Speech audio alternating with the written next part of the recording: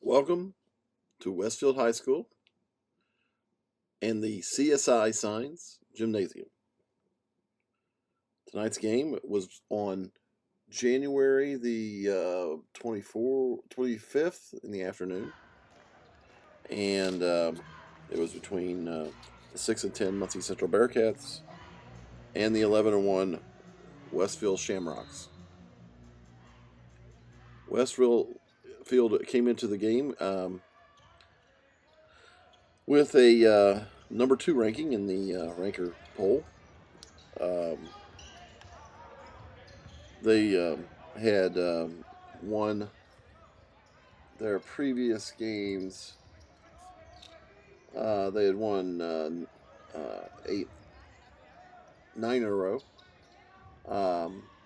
beating Frankfurt and Pendleton Heights to start the season, then lost to Zionsville. And then they've won the rest of their games against Garin Catholic, Noblesville, Bethesda Christian, Richmond, Marion, Carmel, Hamilton Southeastern, Yorktown, and Brownsburg the previous night. This game got started. It was pretty close in the first quarter. Number 1 for the Muncie Central had did not start this game. The first time in his short career. The previous 16 games of the season he had started. Did not start today. Very good move. He came off the bench, was a lot better player than usual. Didn't seem to make as many turnovers. Was into the game a little more, and maybe that's what his role should be, which I said from the start of the season. That's what he should be doing. This game was lost in the second quarter. Bearcats got down 11 at halftime, or 13 at halftime, rather. But then they rallied back in the third quarter. They were down 18 at one point in the third quarter. And Mr. Strange woke up and hit 3 of 4 3-pointers toward the end of the quarter. They got the lead down to 9, and with momentum, called a timeout and took him out. Then they put in a bunch of guys who don't shoot and had not been any offense at all the whole day, and ended up with the score was 34-26 at the end of the third quarter, and then the game was effectively over. A horrible coaching move, just a atrocious coaching move. This guy needs to be canned now. 33 points on the afternoon. Back to the Freezercat basketball, where they just hold the ball at the top of the key, back and forth until they make a turnover or somebody throws the ball up from God knows where, with a really horrible shot. Not sure why that's being. He likes that kind of basketball, evidently, because he loves to promote it. You can't when you have a guy on a streak in high school, especially in high school, you don't take him out. You keep going until he starts missing, especially when you're down 18 points. This guy's an AAU coach where he's got to divide the time because of the way that he's paid, and who knows? Maybe that's what's going on here, because it doesn't seem that number 1, 2, and 4 ever come out of the games. At these points, they're always in the games. Number 4 had an attitude all day. I don't know what his deal was, but he was horrible. Number 12 didn't show up. He didn't want to shoot the ball at all. I don't know what he brings on defense, because it ain't much. But again, they gave up 46 points.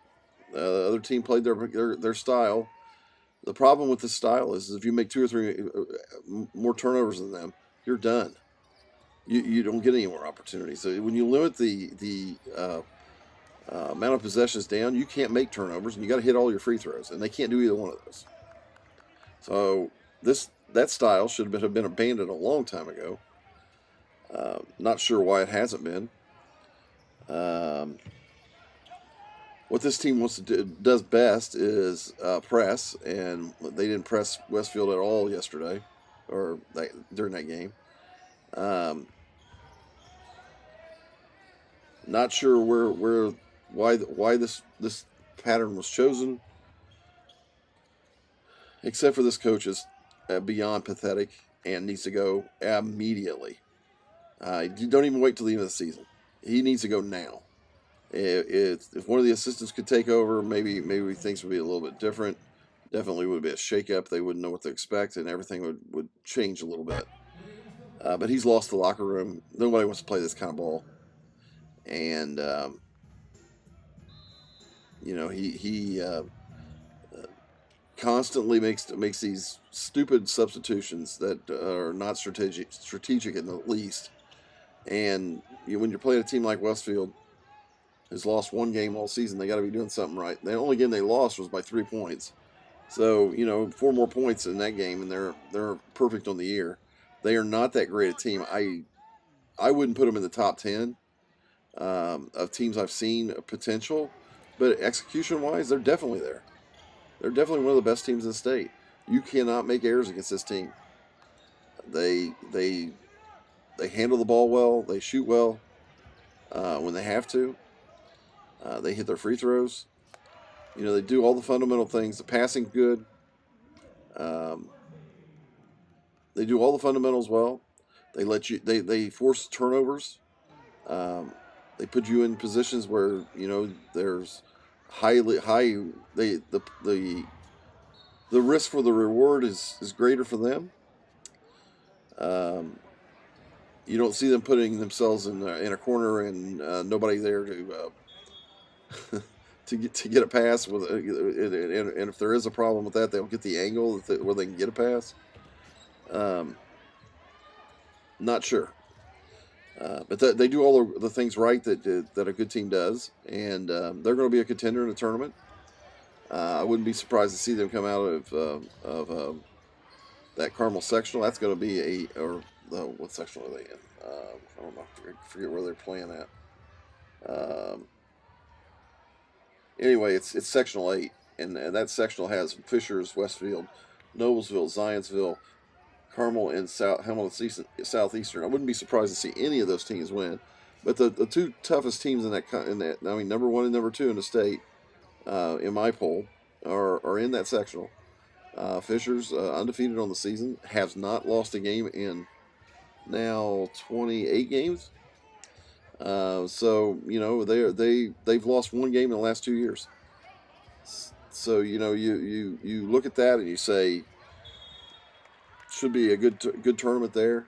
In that one, all those teams are good teams.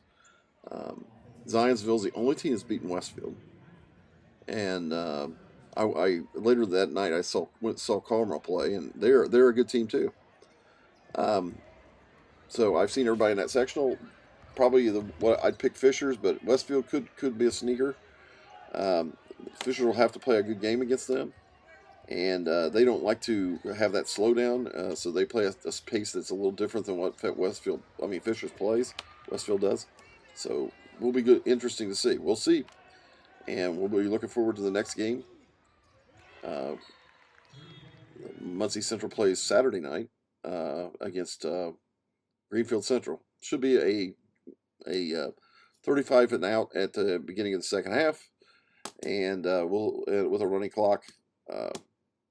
I'm sure that's probably what's on the goal for Greenfield Central. Probably get if it doesn't go that, I can see Mullins getting 60 points. The Fieldhouse record will be on the line, 45 points. I believe that was a Frankton player a few years ago that got that.